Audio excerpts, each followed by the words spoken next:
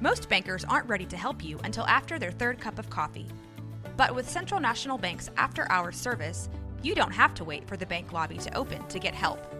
You can contact us from 6 to 8:30 in the morning or from 5 to 10 in the evening, and we'll connect you to a real, live, local person who can answer questions and fix problems 7 days a week. Bank different. Bank Central. Central National Bank. Member FDIC.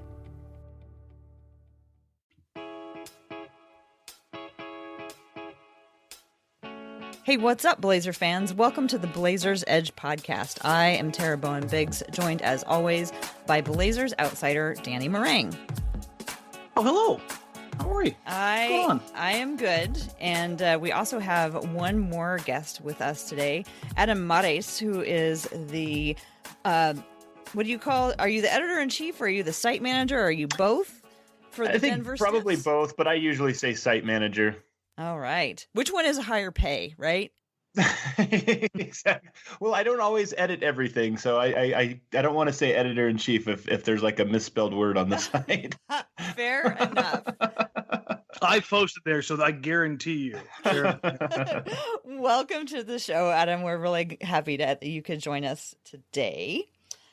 This the beginning of this podcast is a little bit more somber than usual because, Danny, you and I haven't actually talked since Monday night. And the last time we were talking on air, we were so excited about all the amazing progress that Jusuf Nurkic had made and how excited we were with the future. And since then, he suffered a season-ending and probably going to last well into next season-ending injury. So I guess my first question for you is, like, what were your initial reactions and thoughts when this happened? Okay, so this is a pretty much like the most hellacious swing you can take. From the night that we had everybody over for a staff dinner talking about the most surprising, the most uplifting, the best things to look forward to. Literally every single one of my answers was Jusuf Nurkic, Jusuf Nurkic, Jusuf Nurkic. And just the growth that he's had, in particular this year, to 24 hours later, fighting back tears, sick to my stomach, struggling for the right words, and even still not really sure what to think with what is an absolutely brutally devastating injury. And it's a hell of a swing to go from talking about how well things looked for the immediate future and decently well going forward, considering the growth that he's made, to not knowing what the plan for the team is now kind of going forward. Because this isn't your regular injury where you're like, hey, you know what? He goes back, he heals, he's good to go. You don't know how long it's going to go. You don't know how long it's going to be until he resumes basketball activity. I mean, let alone getting back to walking and all those things. And then what that means for him going forward, how long does it take to build it back up, to get past the atrophy, to playing at a high level again? Because there's a vast difference between Gordon Hayward and how he's healed and how he's progressed back to basketball and Paul George, right? And then it's the whole idea of the fact that he's 7 foot 300 pounds and he's had some injuries before.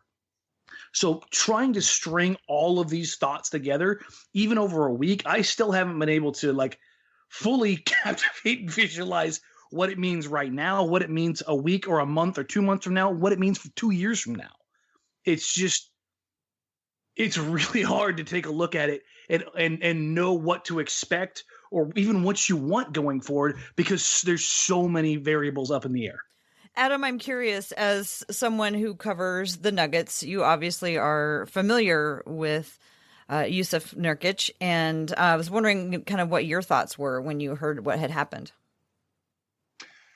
You know, it was really an interesting thing. I think I shared in any like human's thoughts when watching it, which was first, you know, it was awful. It was horrible. It was disgusting. It was all those things. But then I think any person that has a soul is immediately just like hit with empathy for the moment and for the player. And I actually wrote a piece on Denver Stiffs because it's well known that Nurkic is probably public enemy number one in the NBA for Denver Nuggets fans for a variety of reasons. But it was one of those moments where I think everybody is sort of hit with the fact that he's public enemy number one as a player, not as a person. And it was one of those things where you just felt so disgusted. Any like animosity or whatever you maybe felt, or sports hatred that you felt for the guy immediately left, because you were just like, man, this is completely unfair, especially given the year that he had, which was just, I felt like this was the year he really became, his own player and came into his own. So it was I felt gutted, just like I think every fan of the Blazers felt. Yeah, it was it was such a blow, because for me, one of the things that I loved about Nurkic so much this year is, his play was tremendous, but he just seemed to have matured and grown up so much as a young man, as someone who we've followed his story, left home to go to boarding school when he was, a young teenager, and was separated from his family, and then, came to the United States to play, and things were rough for him in Denver, finally came to Portland, and finally, I think, was able to feel comfortable enough where, with his future, after having just signed that contract, that he could maybe kind of settle down and sort of mature into who he was going to be. And, I, of course, as soon as I saw it, was, I closed my eyes for I don't think I opened my eyes for 3 minutes. I was in the arena, and it was Blazers Edge night. And it had been a tremendously exciting game. But it was, that overtime was rough, and both teams were so sloppy at the end. And I was just like, oh, this is so ugly. I just want it to end before somebody gets hurt, which, of course, you should never think out loud. And then this happened, and it was just silent. And, all these kids who were already up past their bedtime were asking their parents what's going on. And it was such a heart-wrenching thing. But the thing that I could hang on to for him is that he, at this point in his career, had achieved a kind of security, at least, with his contract situation. He was playing at a very high level. And the thing that I immediately latched onto is we can't forget how well he played this year. And I was so afraid that people were going to look at the season as a throwaway season, because, well, now the Blazers aren't, going to make it to the Western Conference Finals. And I don't know how likely that was anyway. I don't know if it until just a couple weeks ago that we were talking about that seriously anyway. My whole thing is, I just don't want people to think that this whole season of his was a waste, because he had a tremendous season, and he played so well, and he had come so far.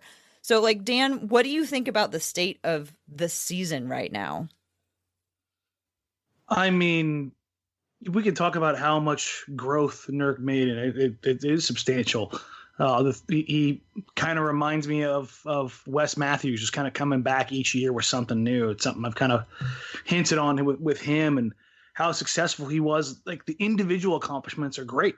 I mean, there's a lot of them this season. Jake Layman becoming a rotation player, Damian Lillard finding another gear, and so not just the all-NBA player with an asterisk, but he's a legitimate all-NBA player. And if you don't recognize that, well, I can't help you. Those things are all good, well and good. But as far as a team success now, yeah, it's great. They're probably going to win 50 games, and it's going to look nice on a piece of paper. When you look back, it's going to look very reminiscent of Wesley Matthews' Achilles exploding. A very good team. You're right. Yeah. That looks like, hey, they could do some damage if they get the right spot. Right. And now it's poof, it's gone. I was really high on that Portland team, by the way. They traded for Aaron Flalo. That was the Will Barton Aaron Flalo trade, and it was the idea.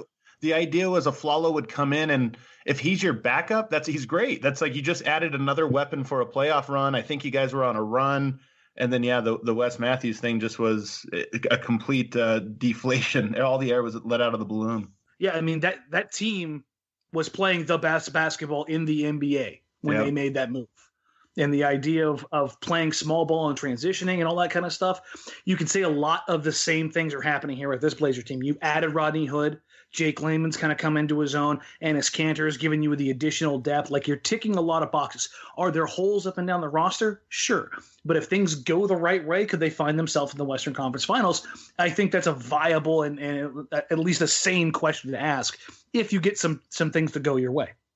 I do see a difference to me in what happened with that team is that once Wesley Matthews went down, we knew that could very well be the end. I mean, we didn't have a bunch of players who had much time left on their contract. I mean, they didn't, at this point, Jusuf had just signed a contract, so we know that he's coming back. At that point, we didn't know what it meant for Wesley Matthews' future. We didn't know what it meant for LaMarcus. We didn't know what was going to happen to the rest of the team. I feel like there's a little bit more security. Do you disagree?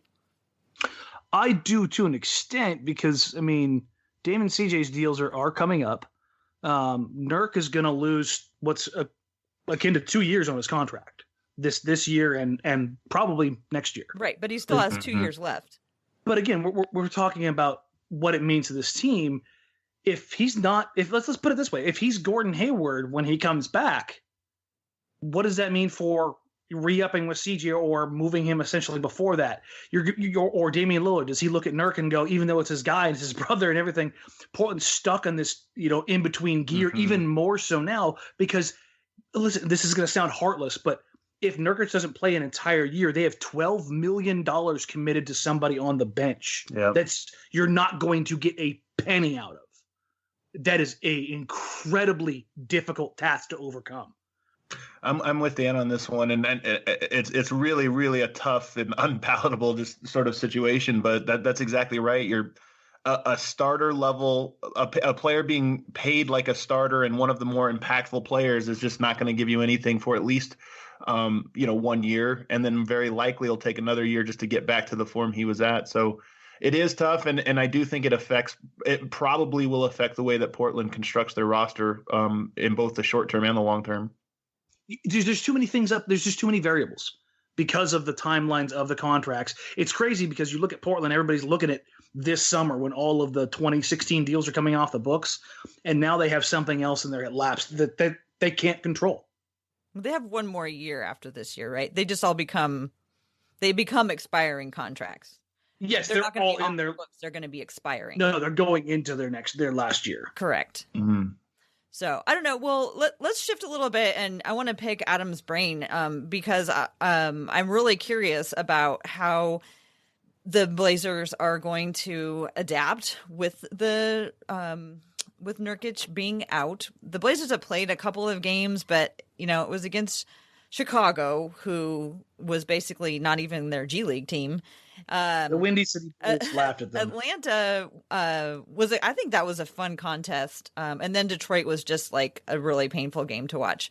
So we've seen a few games of the Blazers playing without Nurkic. But Adam, I'm curious, what do you think the options would be for a team like Blazers to fill in around the loss of him, either for the remainder of this year?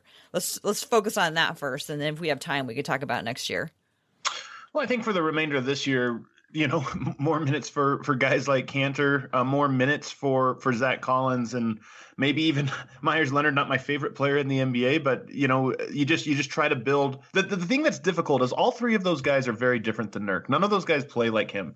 So you kind of have to change stylistically, and guys are going to have to alter their game on the fly to kind of find a new identity on the fly. And like I said, with as loaded as the West is, I think that's tough. But looking a little more long term, the one silver lining that I think Blazers fans will get out of this is, Zach Collins is a good player. And I know this has been a tough, up and down season as expected for a guy his age. But this is an excellent opportunity for him now to become a player and become, an integral part of the team or a high value, I hate to call people assets, but somebody that, could maybe bring somebody back in a trade when Nurkic comes back. So Denver saw this a lot, albeit on a much smaller scale. But last year, Paul Millsap missed half the season. Guys stepped in and established a role. This year, Gary Harris, Will Barton missed large chunks of the season, and Malik Beasley, Monte Morris broke out. So every time somebody goes down, it's an opportunity for another player to get better. And I think that'll happen with Zach Collins. I think the next basically 12 months is going to be a huge growth opportunity for him. Here's the thing that I think of, and I hate to kind of touch on this one again. The one quote unquote good thing that came out of that Wes Matthews injury was CJ McCollum. Mm-hmm. Yeah. And I look at this a lot of the same situations. Clearly CJ had more experience. He's in his third year, played 4 years of college. And really the only thing that was keeping him off the floor was some injured feet and Wes being in front of him. I mean, Wes was a guy who ate up 35 minutes a night. That's difficult to get time on that team. But I think I get what you're saying, and I've asked this question a couple times too, is that should Zach be the beneficiary? What were kind of the promises made to Cantor, to come on this team? I mean, we've all heard that basically he was guaranteed the bench minutes. Now, what do those conversations look like with his agent now? Because as an executive, there's what you say privately and there's what you say publicly. And I almost wonder if they're planning forward. They're looking ahead, right? And so if that's the case, it would make sense to give Zach the run here. But there's the other side of this in that Terry Stotts, right? Well, I don't think he's still coaching. I don't think you can do that this year. Especially, there's been at least rumblings about Lillard, and he's coming up on the end of his contract before long. Maybe he wants to go somewhere. I think you have to always compete when you're in this moment. There's 6 games left in the season, or 5, or whatever is left for everybody, and then a playoff run. I just think you stick to the game plan and try to win. But next year is really the year that I think you look at and you just reevaluate and say, okay, if we're going to be successful in any capacity, both short and long term, it's not going to be with Enes Kanter. We know what Kanter is. You don't win a championship with Enes Kanter as your starting center. Same goes for Myers Leonard. You know what he is. Zach Collins is the one guy who still has a wide range of possibilities for him as a player. And I like Zach Collins, by the way. I'm actually pretty high on him. So I think he's a guy that could have a steep growth curve in this third season for him. I'm curious about just kind of center play in general as it has evolved over the last few years. And with the Nuggets, you have one of the really unique centers playing in the league right now. So I would love to just kind of pick your brain about what are some of the different, I guess, types of centers out there in the league right now, and which type would fit the best, do you think, with Portland, say next season after, if Kanter doesn't resign? I think Nurkic provides a really good blueprint for your second question. One of the things that was nice was Nurkic was young enough and skilled enough and had a diverse enough skill set that he could kind of be molded into the player that Portland needed. And I think that's what has happened to him over the last 2.5 seasons. He really became the guy that they needed, and he had the skill set to sort of grow the certain parts of his game. So the size, the physicality, the strength, the passing. I think passing is probably the single most underrated part of being a center in today's NBA, because if you can kind of stand at the free throw line or above the key and throw passes from there, your offense just becomes a lot more dynamic and a lot more versatile. But to answer your first question, which I think is the more interesting, sort of big picture look at this, is the point guard position right now. It's widely accepted that you can be a lot of different things as a point guard. Kemba Walker is not Chris Paul. He's not Steph Curry. There's so many different ways to be effective as a point guard in today's NBA. I think it's less accepted for that as a center, but I think it's equally as true. And that's what's so interesting about the league right now is you have a Nicola Jokic who is, in my opinion, one of the best offensive players in the NBA, like taken as a whole, one of the most interesting and impactful offensive players in the league. And he's completely different than Kristaps Porzingis, Anthony Davis, Joel Embiid, Karl Anthony Towns. These guys are all, Jusuf Nurkic, they're all so impactful and so good, but so different. And that's what I think that's part of what I think makes the league so interesting. I think there's more similarities right now amongst the shooting guard, small forward, and power forwards positions than there are amongst the point guard and center positions. And it's really, really cool. That's super interesting way to think about it. Yeah, you're right. I mean, there really isn't a prototypical center anymore. Right. They're, and a lot of people think there is. A lot of people think the prototypical center is the guy that just like Rudy Gobert. You block shots and all those other things don't matter. And I just strongly push back from that idea. I think that there's a lot of different ways to win. It's maybe a bit more unconventional to build around some of these other types, these other forms, but it's equally as possible. And I think people are starting to learn that. So, Dan, what do you think the Blazers do in the meantime? Do they have to, put CJ, consider, CJ losing him in the long term in order to have somebody to replace Jusuf Nurkic in the short term? That doesn't seem like the way to go. I'm sitting here talking, and I've got my mic all kinds of jacked up. Awesome. You're maybe having a coughing fit. Yeah, that's awesome. I guess I double tapped the old mute there. Well, I was gonna say I could zig when everybody else is zagging and say, yeah, sure, now's the time you trade CJ. You make the move now, blah blah, and then fight against that. But realistically, like worth the fight. Yeah, but realistically, like, here's what's crazy. I think there's two schools of thought that are gonna come out of this. One is that hold on to everything that you can hold on to, maintain the status quo, which I know in this environment is like the most toxic thing possible. But there's just so damn many unknown variables right now. You just don't know. Like with an injury like this tied up in one of your top 3 guys and your other 2 guys coming up on deals in 2 years, you are in such a weird space that it doesn't make a lot of sense. Now, that being said, I've never, and Adam knows this probably better than most people, I have never been a proponent of the Dame CJ backcourt. So if you can get somebody for CJ that justifies going forward, like if you picked up, and not to say that it would work, but if you I'm saying if you sent CJ to Orlando for Aaron Gordon and one of their rookie tweener big forwards, right? Then maybe you're balancing out the cap sheet to be effective in the year, spend some time developing some people, restructure the roster. You're trying to move around the expiring pieces so that things line up when they come back, but you're still a competitive team. And then you add guys on the periphery with the additional money you've picked up with a little bit of cap space by getting a plug-and-play center. You wait on the market and you hope you find a Dwayne Dedmon. Is it the best situation? No, but you're not competing next year without Nurkic.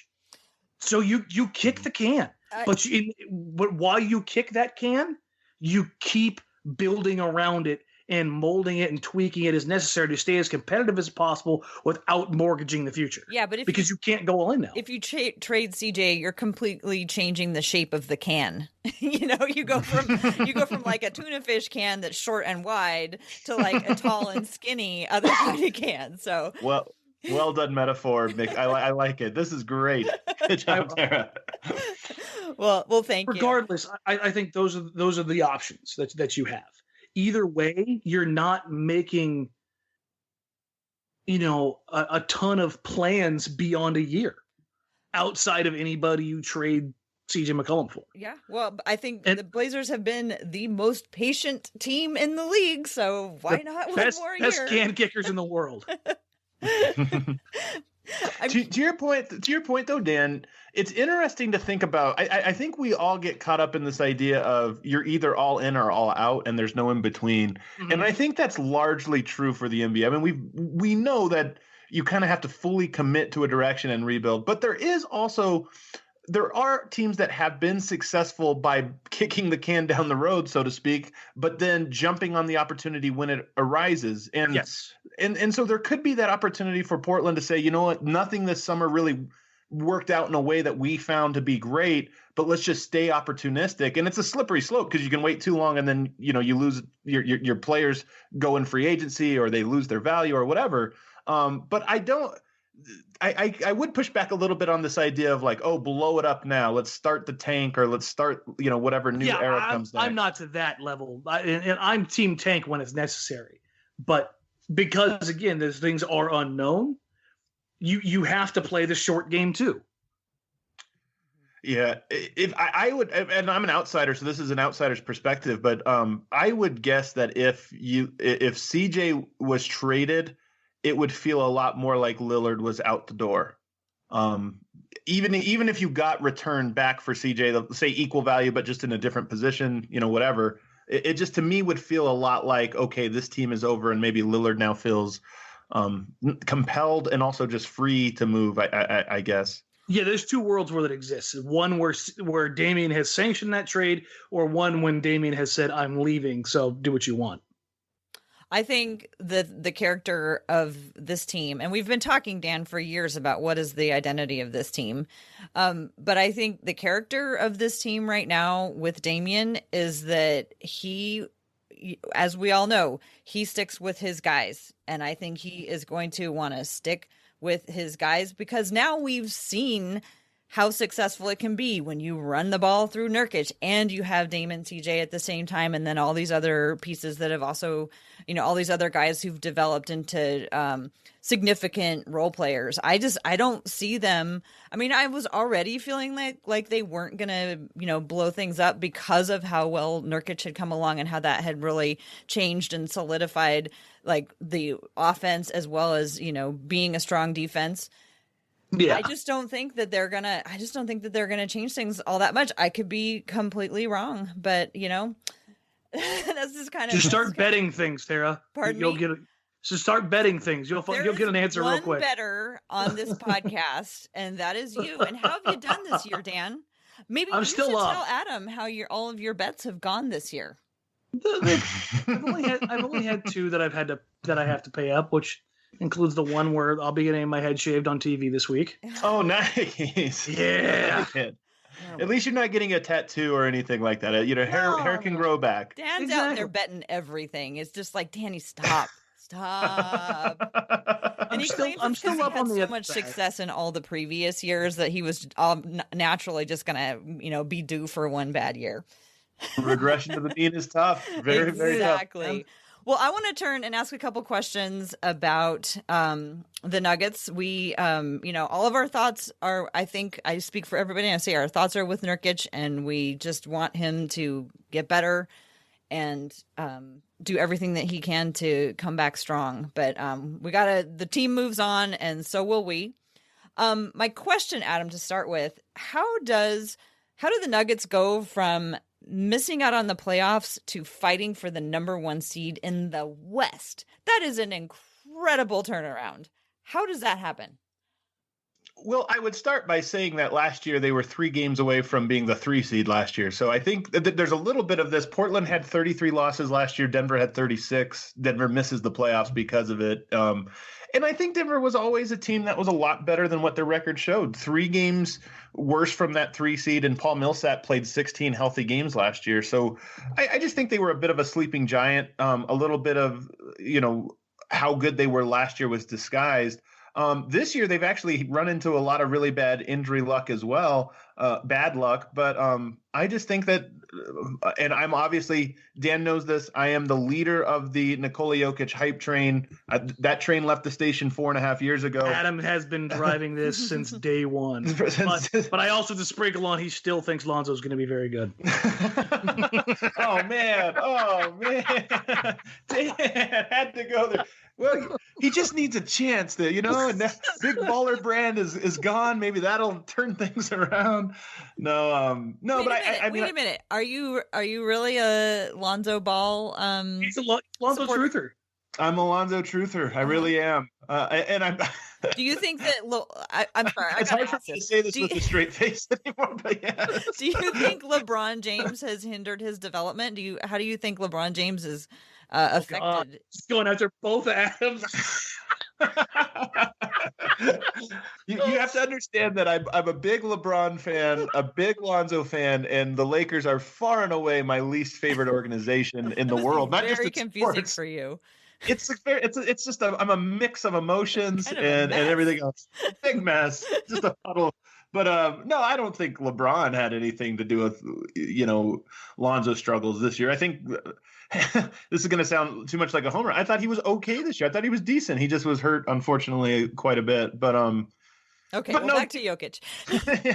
but back to Denver. I think that we have seen now 4 years worth of footage and data and everything else that when Jokic is on the court, the team is really, really good. Well, the longer he goes along, the more he's on the court, the more the team plays through him. And this year, more than any other year, it was truly his team from top to bottom. Everybody sort of yielded to him. I'm not too surprised with the way Denver has looked this year. What's he like as a leader? I mean, we're kind of, we're in Damian Lillard's world, Yeah, the best league in sport. Yeah. he's kind of he's a very extraordinary person. But what's Jokic like? He's I don't know that Jokic is a leader, and that's one of the things that I think either will develop with him or he needs somebody, alongside him to sort of take on that burden. The one thing I'll say is Jokic's play style, incredibly smart and incredibly unselfish. And I mean that in the truest form. I mean, it's not, a performative unselfishness. He really does like to play the game and attack on offense as a 5-man unit, not as like a, 2-man game or get me the ball, clear out. This is what I do or whatever. He really, I think, is infectious in the style that he plays and getting everybody to play that style. So on the court, there's a certain sort of lead by example, contagious style of play leadership that he has, but he's not a leader. I don't think he's a vocal guy that's rallying the team, always knows the right thing to say or do or anything like that. And I think that Denver, it's probably one of their bigger weaknesses. Tonight, we're recording this just an hour after Jokic was tossed 2 technicals in a row in the fourth quarter in a tied game with 3 or 4 minutes to go. Those are the types of things I don't think you'd ever see Damian Lillard pick up not 1 technical, but 2 technicals and get tossed out. And he kind of did that intentionally, like he wanted to be thrown from a game in which they were tied. So it's just stuff like that. He has a lot of, I think, maturing to do. And I don't know if leadership is innate or if it's learned, but it's certainly not innate in him. So I don't know if it's something he's capable of becoming over time. Man, Nicola Irving out here is got some things to answer for. So he's different than that, though, right? Because Kyrie's style of play, I think, fits his personality. Jokic's style of play is very much what you would want from your best player. It's just that he's not the leader, the locker room leader type. So on the court, is he the person that they turn to when they absolutely need to score? And maybe it's not him actually doing the scoring, but he'll get somebody else a bucket. Is that how it works? No doubt about it. And he's delivered. I think he has 4 game winners this year. He has 6 buckets in the final minute to go ahead when the game was tied or when Denver was down. So he's actually been a very, I would say, clutch player. I think he's shooting 50, 40, 80 splits in the clutch this year on like 200 something minutes. So he's really been impressive in those minutes, and he is the guy that they go to. But again, how he plays it's weird to say this of a player his age, but his game is very mature. It's as mature as the top players. But you when you ask about leadership, to me, that's a lot of the other stuff, the intangible stuff, and that's where he just has a long way to go. How old is he? 24. Okay. So then who is the person for the locker room who, when they need to all gather together and get it together and get inspired, who is the person for Denver?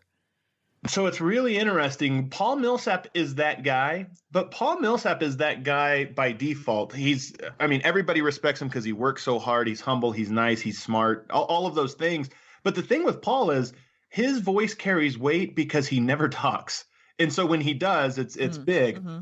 But I think that's really, really important. There's teams that have that guy. But again, Damian Lillard, I assume, is that guy that always knows what button to push. Not he knows when the moment is big and that's time to step up. So Denver doesn't really have that guy. It's funny, early in the year, that guy was Isaiah Thomas, believe it or not. Wow. A lot of the players were talking about Isaiah. He's not playing, but he's in everybody's ear, challenging guys, knowing what buttons to push to get guys to go all out in practice and this or that. And I thought that was really, really interesting. Richard Jefferson was on the team last year, and his number one comment about this team was that the Nuggets are the most boring team he's ever played on because nobody talks, nobody jokes, nobody plays music, nobody does anything. It's just a bunch of quiet, I don't want to say dorky guys, but quiet, just vanilla guys. There's not a lot of like personality there. You do have basically a team full of Canadians.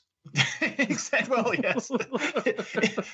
You know what's funny about that? Trey Lyles is very much like stereotypical Canadian. He loves hockey. He's super quiet, super nice, super polite, and so I think you're right about that. That's funny. So, with Isaiah Thomas, is it just that because Isaiah Thomas is not playing? I guess he wasn't playing anyway. Right. So they just don't have that person so much. Interesting. That was really interesting. Dan, I've like monopolized all my questions. Oh, Adam, for no, do you have questions for? No, well, let me add on to that one thing. What's really interesting is I would say Malone is that guy. And I don't think long term this is a sustainable thing. I think somebody is either going to have to be added or emerged. And remember, Jamal Murray's 22 years old or 23 years old. Gary Harris 24. All these guys are really young, so they're still kind of growing into whatever they are going to be. But right now, one of the things that I think actually works in their favor at the moment is that they don't have that guy, and Malone is very much that guy. So right now it works almost like a college team where everybody's looking to coach. But I do think at some point, this is the NBA, it's a players' league. At some point, that dynamic probably flips. Yeah, because at no point in history have I seen a team have issues with a guy who's not playing being the voice of leadership and reason. No point in time has that ever happened, especially in Portland. Okay, so when you line up the Denver Nuggets and you look at how they play, and then you look at the Portland Trailblazers and how they play, in what ways do you find their style of play is similar, or do you find that they are similar? A little bit. I think Damian Lillard and Jamal Murray are probably more similar than people realize. Lillard, obviously, the far superior player, but Jamal Murray, a pure scorer, comes off screens well. There's a lot of off-ball movement with both teams, a lot of like flare action. And then Nurkic and Jokic, different players in a lot of aspects, but the ability to pass the ball. Nurkic is an underrated passer. Maybe not underrated in Portland where everybody gets to see it. Here. We love it.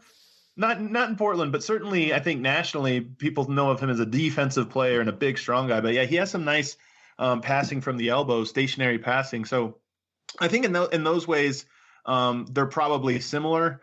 And then, I think my perspective, and you guys could correct me if I'm wrong, I think that Portland is a pretty cohesive unit. And a lot of that, I think, is a credit to Damian Lillard. Will Barton raves about Damian Lillard, best leader he's ever been around, all those things. So you get a lot of reports about Lillard, both nationally and from guys on the team. But Denver, super close knit. We just talked about them lacking a leader, but they are an incredibly close knit team. They do feel like a college team in a lot of ways, in that these guys all seem to like respect each other in a way that's, I think, very uncommon in the NBA. I mean, in Portland, you definitely have, on every team, you have the cliques within the locker room. But you want to talk about a team that's boring, that's what Portland is. When you covering this from a media perspective, Evan Turner would beg to differ. Evan's eccentric. He's not wild. He's not throwing soup. He's not throwing soup. Dan is upset there's not more soup throwers in Portland. Just in the NBA in general. Come on, Mo Harkless. Where's your soup tossing at? Seriously, charge a candle to somebody's room, something, But I mean, it's one of those things where it is nice generally, because you don't have to wonder what's going on. You don't have to worry about issues. You don't have to worry about what this person thinks of this person, or what this person's camp is saying about this person's camp. There's none of that stuff. And you're right. It does point to Damian Lillard. And that kind of leads me to where I was going to go with the bigger question here, which is, hey, this whole playoffs thing, it's awesome for you guys, right, but what are you going to do when you get there? For Denver? Yeah. Yeah, I find it really funny how many people have this take. They haven't been there, so I get it. I think it's all fair to say the possibilities for Denver are all over the board, but I'm just a little less concerned, I think, than most people.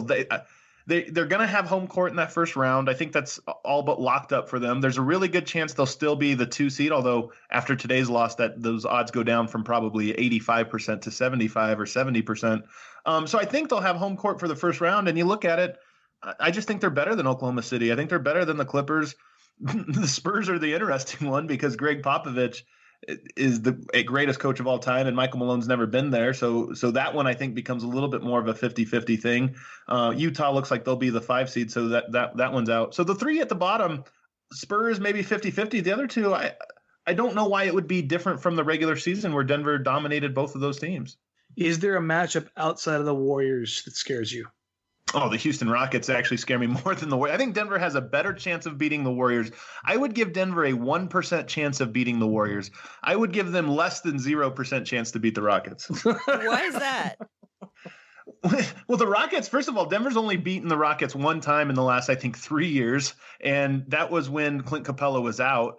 But the one thing Denver struggles with more than anything else is a team that can shoot the ball, that can spread you at 5 out, and then can run spread pick and roll. And they have the best team maybe ever in the history of the game at running spread pick and roll. So they repeatedly just put Jokic in the pick and roll, force him to guard James Harden on the perimeter, and nobody guards James Harden on the perimeter in the entire NBA, but Jokic especially does not guard James Harden on the perimeter. So, yeah, Danny, how was that home court advantage for the Blazers last year? Yeah, I mean, so You're I mean, pretty confident about that, Adam. I was honestly surprised that Adam went that way. I'll be 100% honest here. In that, here's the thing: especially now with Nurkic out, I strongly veer towards Denver being a bit more successful. What Adam's talking about was spreading them out. Portland can do. Portland, I think, Portland, Utah, and Houston are the three most likely teams, I think, when all are healthy, to upset Golden State. And they all have one thing in common. They can pick and roll with size at anybody. Doesn't matter who it is. And each team does it a little bit differently. Houston, obviously, with the spread pick and roll. Dame with the 1-5 with your traditional sets. And then they do run quite a bit in Utah, but it's more of the lob set, getting downhill, drawing free throws, throwback, elbow pick and roll that we see with Gobert, Mitchell, and Rubio. But when you look at Denver, if you're game planning for and against Denver, what are the three opportunities that you see for Denver throughout the playoffs? Which teams would be best for them to play? You're saying? No. Like if you're looking at them game plan wise, what they're going to try to take away. Yeah. Who are you looking for? I mean, Jokic is going to be the guy that everybody's eyes are on. But is it Murray? Is it Harris? Are you leaning on the veteran leadership of Millsap and his playoff experience? I think number one, Denver's going to just kind of have to shoot the ball. They're in a really weird slump right now. I think they're shooting 22% over their last 5 games from behind the 3-point line. Tonight, I think they were like 4 for 30 or something. So they're in a really weird and untimely slump. But assuming that they can start, they have so many shooters on their roster. I mean, Gary Harris, Jamal Murray, Malik Beasley, Monte Morris, Will Barton, Juancho Hernan-Gomez, even Jokic. There's so many guys on there that you expect to shoot 37% or higher who for most of the year have shot that, but for whatever reason since the All-Star break just have not. But so if Denver makes their shots, I think they beat Oklahoma City. I think they beat the Clippers, and I think they probably are slight favorites against the Spurs. So shooting would be number one. Obviously Jokic and just winning his matchup, but I have a lot of confidence that he will. That he will be able to do that. And then I would say the last one for me is Jamal Murray. He is, I think his reputation is probably beyond what his actual production is at this point. He's a third-year player, and he has moments where he scores 48 points and is the best player on the court and is unguardable even by the league's best point guard defenders. But those are moments. That's not who he is. That guy pops up at once out of every 10 games. He's solid maybe 4 out of every 10 games, and then the other 5 out of 10, he's looks like a third-year player. And I don't think people realize that. I think people think of him and, you would maybe match him up and be like Lillard versus Murray. Oh, well, Murray could outplay. No, he's nowhere near Damian Lillard. That's not even a thing that can happen. So at this stage of his career. So Murray being good or better throughout a series, I think is a big thing. And really, I should put it this way. Murray not being terrible in any game or in more than one game in a series, I think will be key for Denver. Nice. Well, do you have any final words of wisdom to leave us with as a team who's just, we're fans who are just sort of reeling from the change in our lineup. And, y'all were without Paul Millsap for a good chunk of the year. Maybe you've experienced something else. You got any things you can leave us with to help us think about the future in a way that maybe isn't quite as depressing as it has been all week?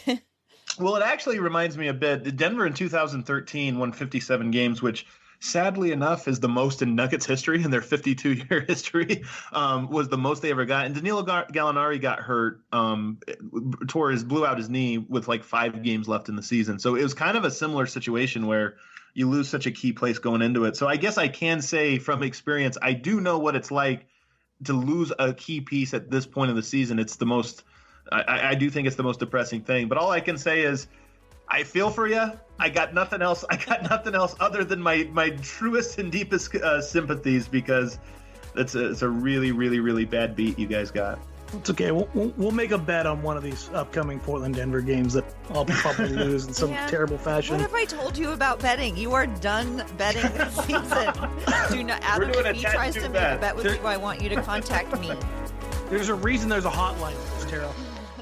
Let's not joke about Love that. it. Well, and again, like I said earlier, all our thoughts are with Nurkic, because really, we just want him as a man to come back and, fit right in, maybe not right away, but eventually to where the team was.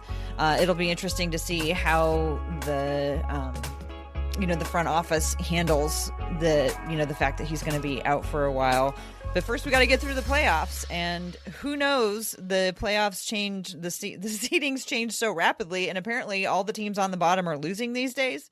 I don't know where anyone is going to end up. So it's possible we may even see you in the one of the rounds of the playoffs this year. Who knows? I would root for that just because I would get to see you guys in Portland. So that would be a win for me. Well, you should be careful what you wish for, because you can see me on Friday, because I'm actually going to be in Denver for the game. Woo woo! All right. So I don't know if you attend all the games, but I will be there. I do. With a group of my friends. We are going for the weekend, and it should be very fun. Awesome. I'll be in the control room in Portland. Yes, poor Danny. He's left behind. He wasn't asked to go on the all-girls trip to Denver. Not this time, Dan. Maybe next time. Never get to go. Adam, do you want to tell folks how they can find your work and what they might expect to find? Denver Stiffs. I'm proud of the group we have over there. I think Blazers Edge, Denver Stiffs, two of my favorite blogs in the SB Nation network. So all of our stuff is over there. Great. All right. Well, Dan, you want to tell us where? Actually, I'll tell where people can find me, and then I'll cook it over to you. People can find me at TCB Biggs on Twitter. You can also listen to the Hoops and Talks podcast, which also comes out in the Blazers Edge feed, comes out every Thursday, and you can follow the Hoops and Talks podcast at Hoops and Talks. And you can read my weekly column, Mom's Favorite, that comes out every Sunday. And I think that's probably about does it for me. Dan, go ahead and take us out of here. All right, folks. Well, excuse me. You can find me on Blazers Outsiders pre- and post-game show every game night and every playoff night. We got some stuff coming up for the playoffs. Hoping to lock that in, tell you guys what we got going on. Hope you guys can join us. Should have that by next week. You can find me for all of your social media needs, Twitter, IG. I don't know. What else are the kids using nowadays? I don't care. At DMarang, at DMARANG. For Tara, for Adam, for everybody, thank you for joining us. As always, you have questions, comments, concerns, shoot us DMs, Blazers Edge on Twitter, Tara, myself. Send your Blazers Edge complaints to Adam. And thanks for joining. Talk to you guys soon. Bye.